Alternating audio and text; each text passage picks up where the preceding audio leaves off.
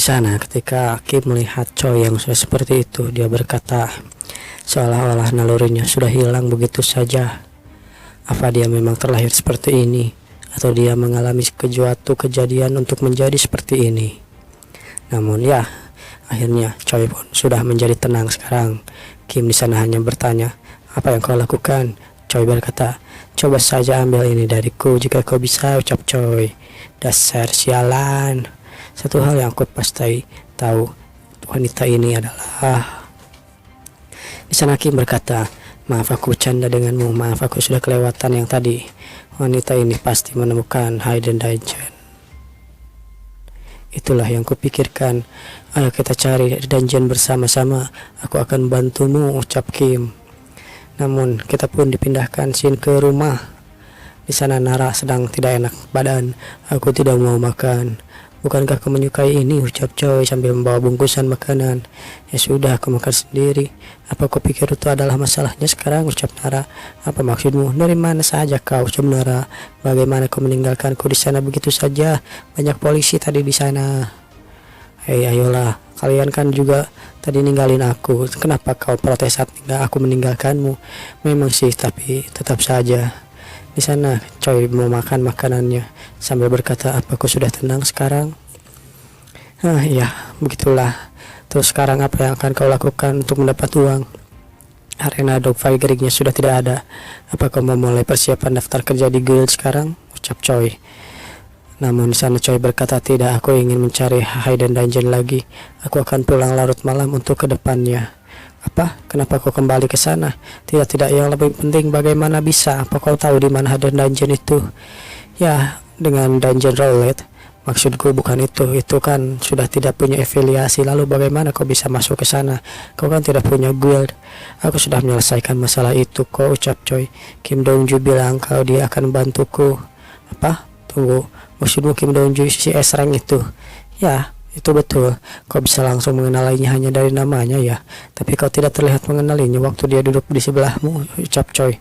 "Apa kau main-main denganku? Lagi pula kenapa orang seperti dia ada di arena pertarungan underground?"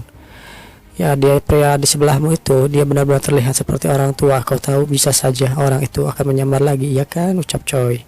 "Hei, ayolah, aku tunjukkan wajah Kim Dongju yang asli."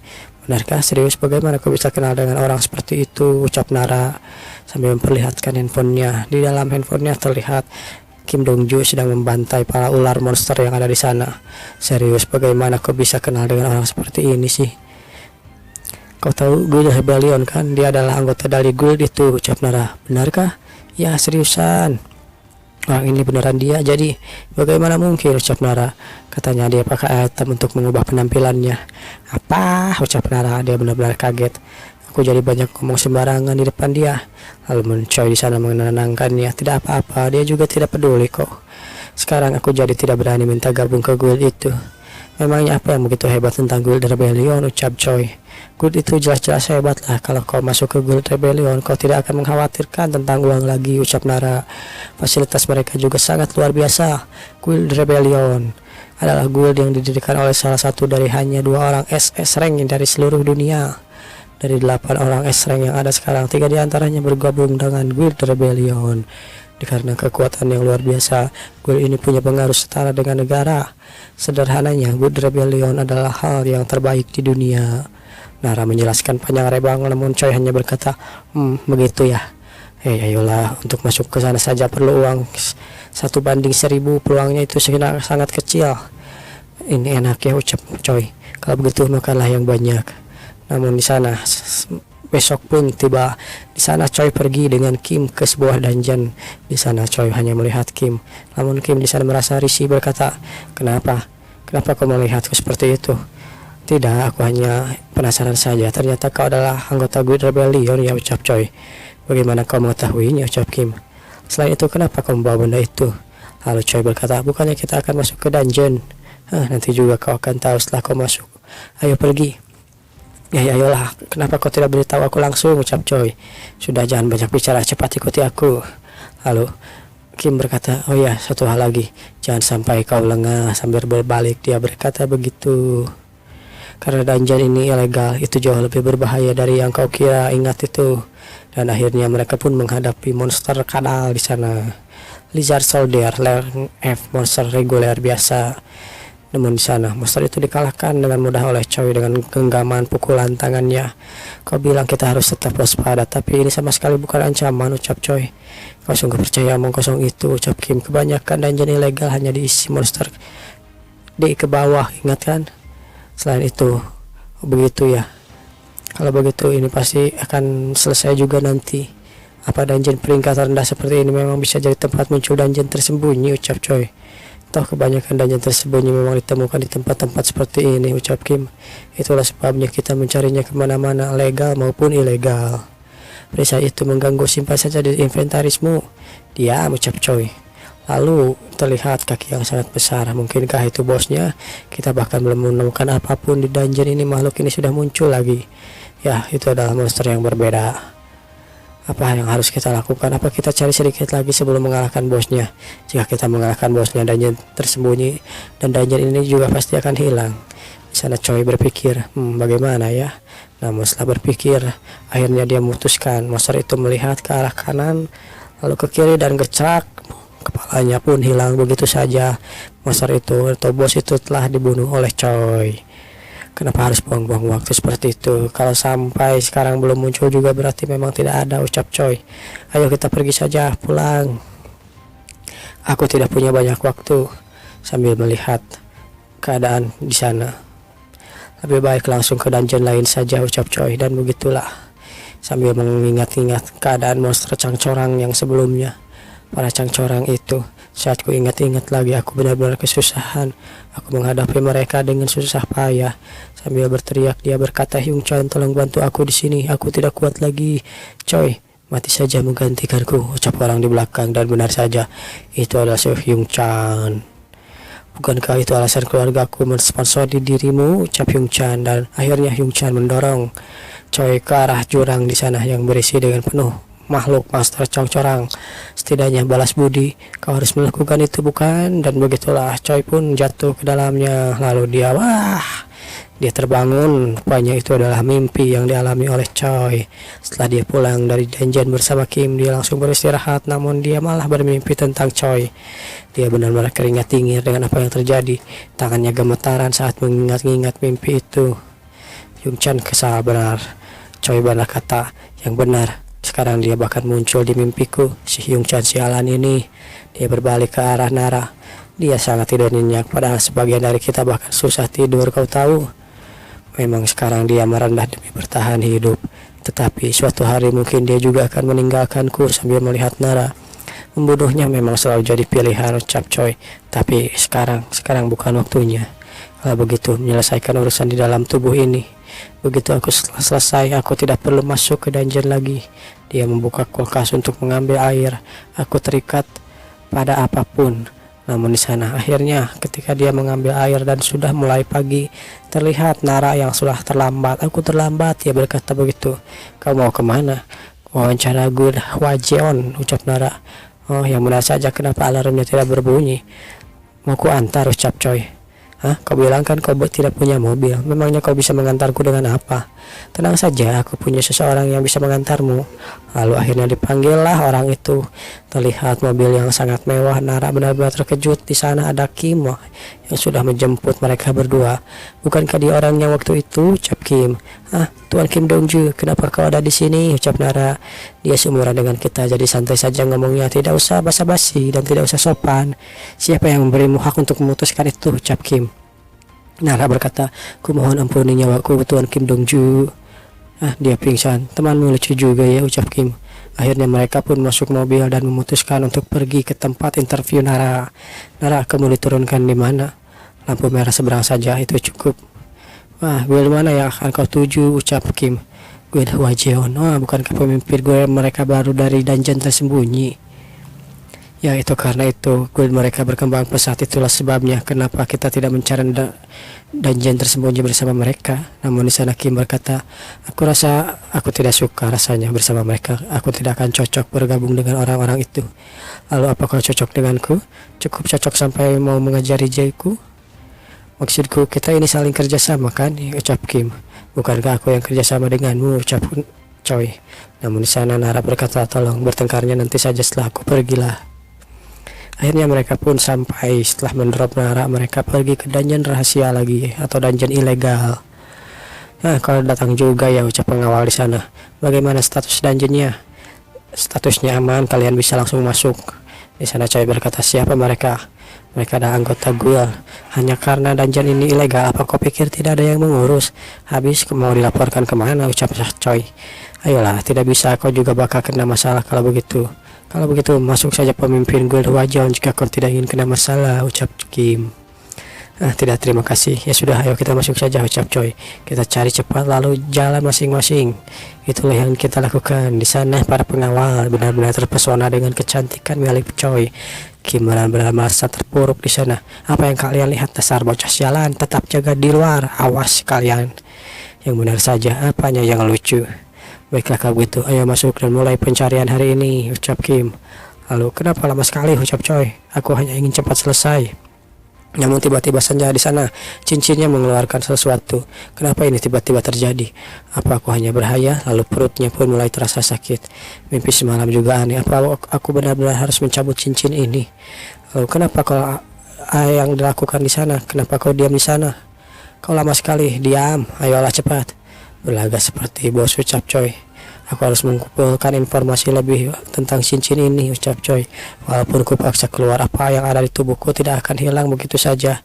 Aku tidak punya pilihan selain cepat menemukan dungeon tersembunyi. Namun di sana, setelah dungeon itu dibersihkan, 1 bulan pun sudah berlewati dan dungeon tersembunyi belum tertemukan. Di sana terdengar suara teriakan monster. Kali ini mereka yang hadapi adalah monster terbang sejenis burung dengan 3 mata. Monster itu mencoba untuk menghantam tubuh milik Choi, namun di sana Choi bisa menghajarnya. Di sana Choi benar-benar kehilangan akalnya seperti biasa saat dia dalam mode tempur. Dia benar-benar masuk dalam mode psikopatnya. Di sana Kim juga membasmi beberapa monster. Dalam hatinya dia berkata, gadis itu terlalu agresif hari ini, apa terjadi sesuatu ya? Yang jelas hari ini pun kita tidak menemukannya. Namun Kim berkata, hai, ayo kita. Sebelum ucapannya selesai, Choi malah tiba-tiba menyerang Kim. Dah, namun pukulannya dihentikan oleh Kim. Kenapa kau tiba berlagak seperti ini? Namun di sana kita lihat Choi seperti kehilangan kesadarannya dan dikuasai oleh suatu. Apa tiba-tiba ada yang merasukimu, ucap Kim. Di sana Choi tidak hanya peduli dan tidak mendengarkan. Dia tidak peduli dengan apapun yang terjadi. Baiklah kalau begitu, dilemparkanlah Choi ke samping. Aku tidak akan menahan diri hari ini. Lalu Choi bersiap-siap dengan kuda-kudanya. Dia menarik napas panjang, dan dia pun kesadar. Berkata dalam hatinya, apaan itu tadi? Namun di sana Kim berkata, kau terlihat lelah. Istirahat saja di sini sebentar, ucap Kim. Biar aku yang urus bosnya. Di sana Kim berbalik sambil menjauh dari arah Choi. Sementara itu di pihak Choi benar-benar bingung apa yang terjadi. Apa yang terjadi dengan diriku? Apa yang baru saja kulakukan? Choi bingung. Apa menemukan hidden dungeon adalah langkah yang benar, ucap Choi. Semakin lama berlalu, tubuhku terasa semakin aneh. Seperti benda ini sedang mencoba mengambil alih tubuhku. Cincin ini juga. Apa yang harus kulakukan? Apa yang harus kulakukan? Itulah yang diucapkan oleh Choi. Benar-benar apa yang harus kulakukan ya? Dan akhirnya malam pun poek terlihat Choi yang sudah pulang ke rumah. Dia berkata, kenapa wajahmu begitu? Terlihat Nara yang sedang menangis. Kenapa? Nara berkata, aku ditolak lagi hari ini. Kenapa mencari pekerjaan susah sekali belakangan ini? Bagaimana denganmu, ucap Nara? Aku juga gagal. Aku gagal terus-menerus. Sudah sebulan ini aku gagal. Ayo kita makan saja, ucap Choi. Ini apa? Ini adalah jokpal. Kau punya soju di rumah, iya kan? Lalu akhirnya mereka pun memutuskan untuk minum orson liur. Lalu sambil berkata-kata Nara yang sudah kehilangan akalnya. Kenapa mencari pekerjaan ini sesulit ini ya? Apa karena aku seorang buffer? Kenapa dari semua hal aku malah awak sebagai seorang buffer? Aku harus mencari dungeon besok, ucap Choi yang tidak peduli dengan hal itu. Aku juga ingin menjadi kuat, ucap Nara. Bukannya itu hanya membunuh monster dan meningkatkan statusmu saja. Namun di sana Apa kau bilang? Ucap Nara. Seolah itu mudah dan aku bahkan bukan seorang damage dealer. Aku tidak bisa membunuh monster dengan semudah itu, ucap Nara. Kalau begitu tidak ada yang bisa kau lakukan loh, ucap Nara. Ya, justru karena itulah ini sangat tidak adil. Bagaimana kau bisa menjadi sekuat itu? Nara bertanya. Apa karena item yang kau dapat dari Hidden Dungeon itu? Ucap Nara. Pasti menyenangkan ya. Namun ucapannya itu membuat Choi benar-benar tersinggung. Mungkin aku harus ikut hunting Hidden Dungeon bersamamu besok, ucap Nara. Di sana Choi benar-benar tersinggung dengan ucapan Nara karena dia tidak tahu apa yang telah Choi rasakan di Hidden Dungeon itu. Apa kau pikir aku suka dalam situasi ini? Kalau saja aku bisa menemukan item bagus sepertimu, ucap Nara yang terus berceloteh karena dia sudah mabok kehilangan akalnya menjadi tolol. Aku bisa masuk ke dalam guild dalam waktu yang singkat, ucap Nara. Kenapa aku tidak bisa seberuntung dirimu? Beruntung, ucap Choi. Dalam hatinya dia kesal. Maksudmu dikelilingi lalu dijadikan mukbang oleh para serangga sialan itu, kau bilang aku beruntung? Sambil mengingat-ingat hal yang mengerikan itu, Choi berkata, tidak bisa mati dan dimakan hidup-hidup berulang kali. Nah, begitu ya.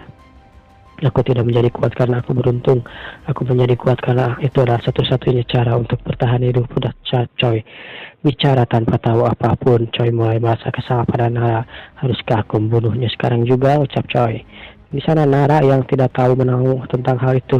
Dengan begitu aku mungkin tidak akan dipandang rendah. Aku mungkin akan menghasilkan banyak uang seperti hunter lainnya. Begitulah. Namun di sana Choi berkata, kau bilang aku beruntung, ha? Begitukah menurutmu? Kurasa rasa bersalahmu sudah hilang ya sekarang, ucap Choi sambil mengeluarkan sisi jahatnya. Kalau kau bisa bicara omong kosong seperti itu. Namun di sana Nara yang sadar dengan omongannya yang terlalu berlebihan, dia berkata, tunggu Choi, tunggu dulu. Bukan itu maksudku. Lalu apa maksudmu, ucap Choi. Aku mabuk dan hilang kendali saat itu.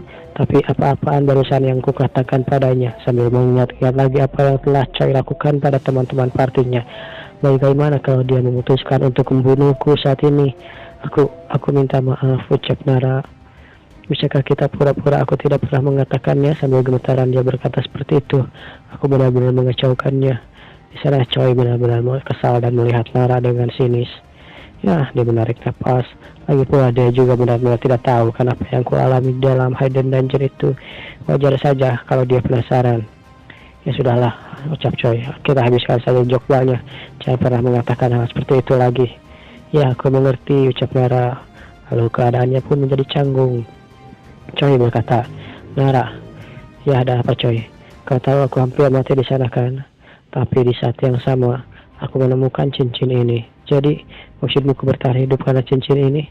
Cincin ini tidak punya kemampuan seperti itu. Seperti yang ku bilang tadi, hanya ada satu cara untuk menaikkan statusmu, membunuh sebanyak-banyaknya. Itulah yang kulakukan, ucap Choi. Sampai kau tidak bisa menghitungnya, itulah yang kulakukan. Apa? Namun sana Nara berkata itu tidak masuk akal. Apanya yang tidak masuk akal? Apa maksudmu, ucap Nara? Kau seorang tank, bagaimana cara membunuh semua serangga itu? Dan lebih dari itu, kau keluar tidak lama setelah kami menutup gate-nya, ya kan? Kau bilang kau menjadi kuat dalam waktu sesingkat itu? Sambil berkata seperti itu, apa yang sebenarnya terjadi padamu di dalam sana? Ucap Nara bertanya. Choi hanya menjawab dengan dinginnya, aku mati berkali-kali. Itulah jawabannya. Ribuan, tidak mungkin puluhan ribu kali. Aku mati berkali-kali, ucap Choi. Bahkan saat lenganku tercabik, saat kepalaku terpenggal, aku terus hidup lagi. Jujur saja, aku benar-benar berharap bisa mati beneran pada saat waktu itu. Aku bahkan tidak paham apa yang bicarakan kau ini. Kau mati berkali-kali, ucap Nara. Nara bertanya seperti itu. Namun Choi di sana berkata, ya, aku tahu itu sulit dipercaya, tapi aku hanya mati berkali-kali dan terus membunuh berkali-kali. Begitulah caranya aku bisa sekuat ini. Aku dulu sangat marah. Aku tidak ingin menjadi kuat. Aku tidak peduli dengan rare item atau apapun. Aku hanya tidak mengerti kenapa aku harus melewati semua rasa sakit itu.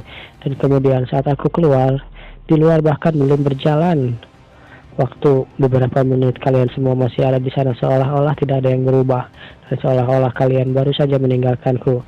Itulah dia sebabnya. Begitulah caraku menjadi kuat.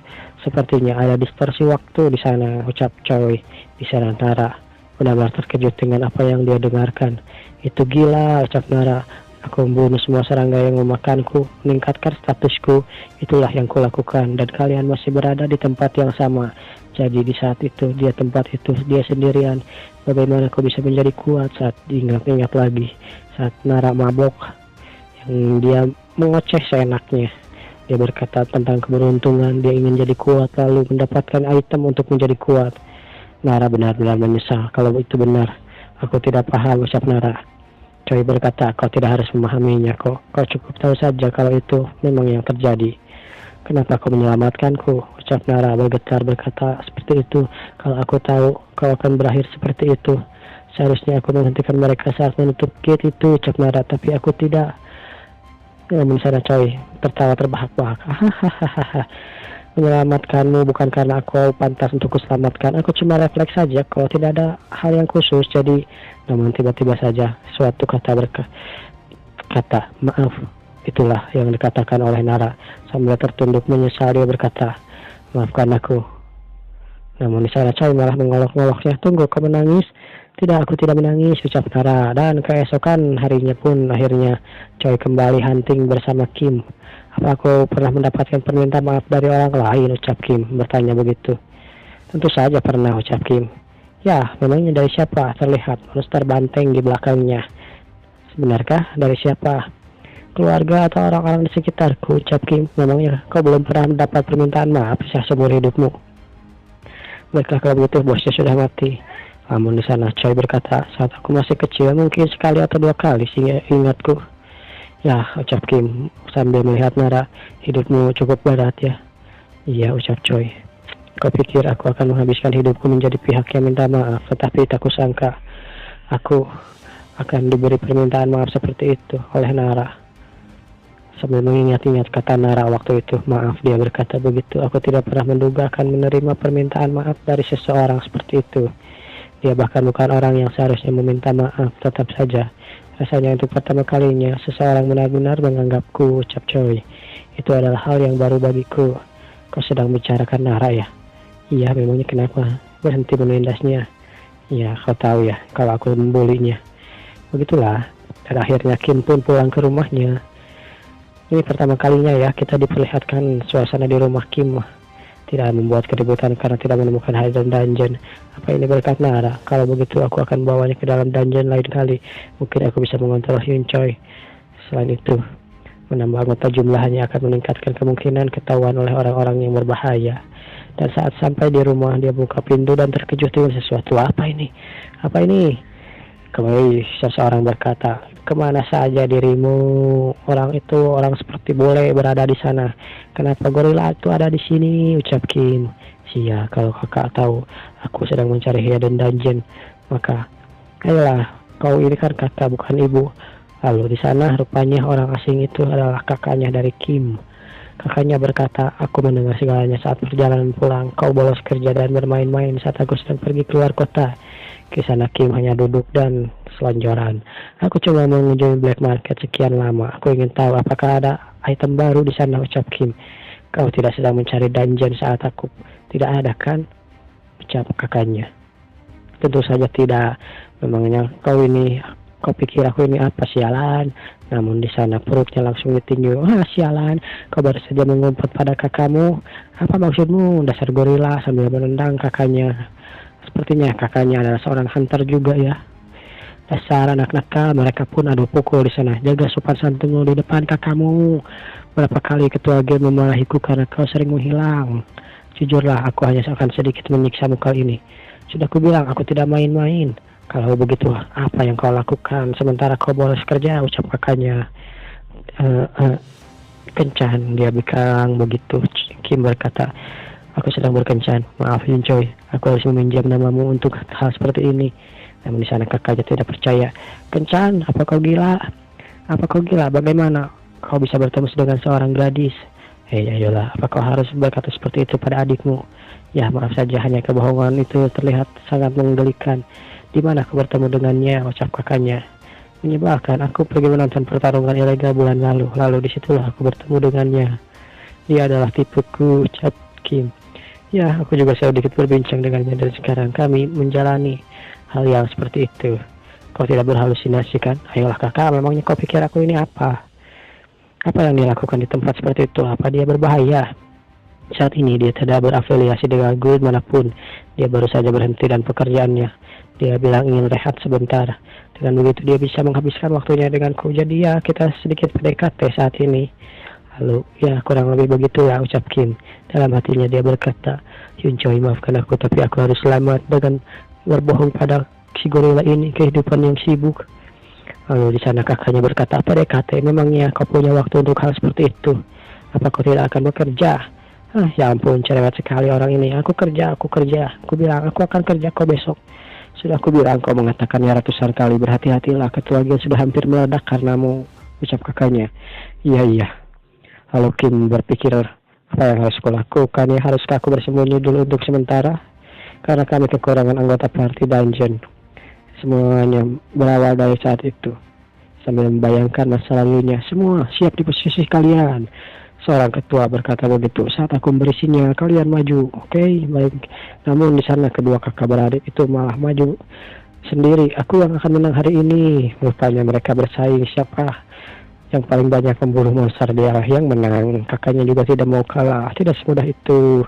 Dan akhirnya mereka pun selesai. Normalnya kau akan mengikuti perintah pemimpin di dalam dungeon. Tapi aku dan kakakku mengabaikan dan malah bertarung sendiri. Dasar tusuk gigi tidak berguna. Begitulah akhirnya kami menyebabkan masalah.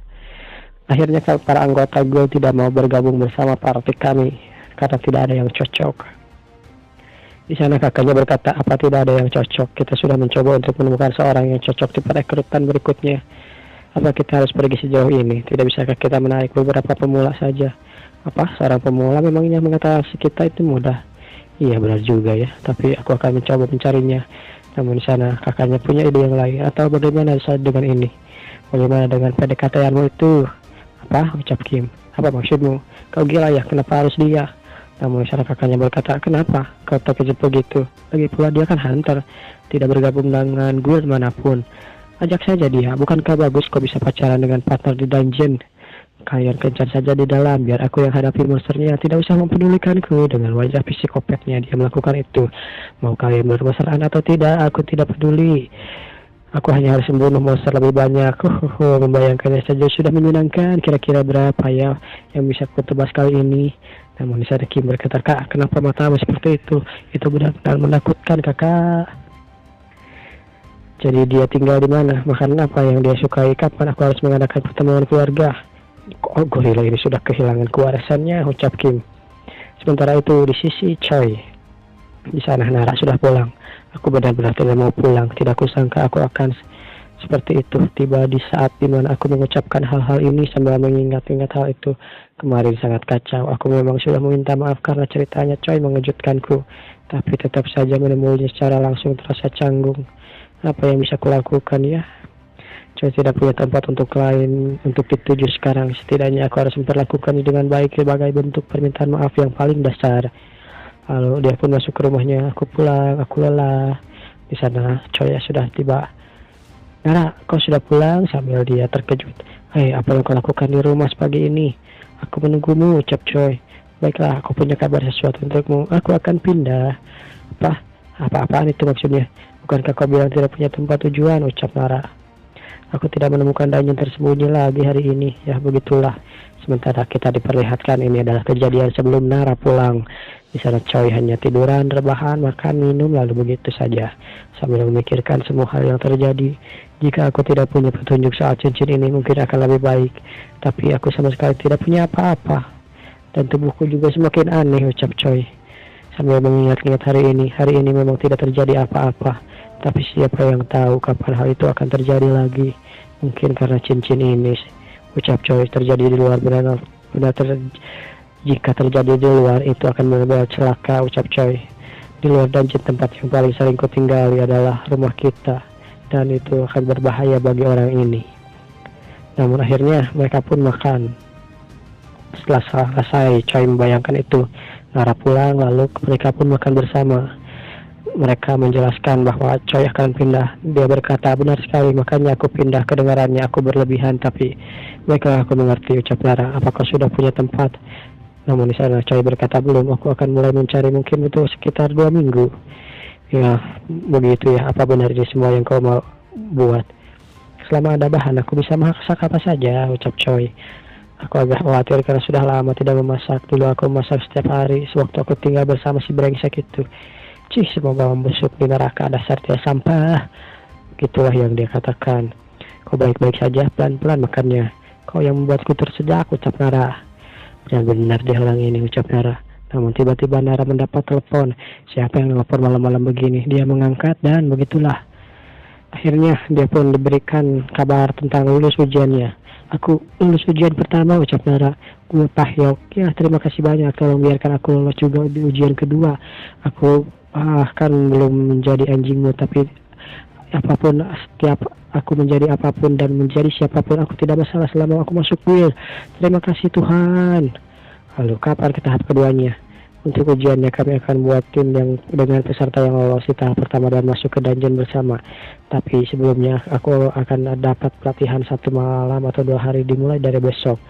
Baiklah kalau begitu, semuanya menjadi bagus sekarang. Bawa keluar sojunya. Dan akhirnya begitulah. Mereka minum sampai malam. Rasanya menyenangkan. Nara tertidur di kasurnya. Beginilah rasanya hidup. Coy, tidur yang nyenyak ya. Good night. Ya, begitulah. Akhirnya Coy juga berkata, iya, tidur yang nyenyak. Selamat malam Nara. Namun di sana Coy, apa menurutmu, apa aku akan baik-baik saja? Nara, apa yang kau katakan? Apa sih yang sebenarnya kuharapkan darimu, ucap Nara. Jadi dirimu saja sendiri. Hah, apa maksudmu? Coy berkata, waktu kau masih di guild Hanshin, semua orang bilang kau hebat, ya kan? Kau sudah lolos tahap pertama, apa lagi yang ditakutkan? Nara yang sudah percaya diri begitu ya. Terima kasih. Jadi benar ya. Iya, selamat malam. Siapa yang mengirim pesan tengah malam begini? Ternyata di sana Coy juga mendapat pesan dari seseorang, yang itu adalah si Kim. Pahyok ya. Kenapa tidak langsung saja bawa aku ke dungeon tersembunyi, dia begitu. Kenapa harus ke guild ya? Di sana besoknya pun tiba. Di sana terlihat Kim yang sudah pusing dengan keadaan. Di sana kakaknya memperkenalkan diri. Halo Nona Choi. Hah? Choi bingung dengan siapa dia bicara. Aku adalah kakak perempuannya Kim Dong-ju. Aku sering mendengar cerita tentangmu. Tentangku? Kenapa juga adiknya mencariku, kakaknya juga mencariku? Ada apa ini? Namun di sana Kim memberikan kode pada Choi. Hey, shoot. Jangan beritahu apapun padanya. Di sana kakaknya berkata, ini bukan semacam cinta saudara yang aneh atau semacamnya. Aku hanya ingin melihatmu secara langsung. Kau adalah orang yang pertama kali menolak perekrutan dari gue, Pahyok. Jadi aku datang untuk memberikanmu tawaran resmi. Pahyok, apa maksudnya itu? Apa kau mau bergabung dengan kami? Ucap kakaknya begitu kepada Choi.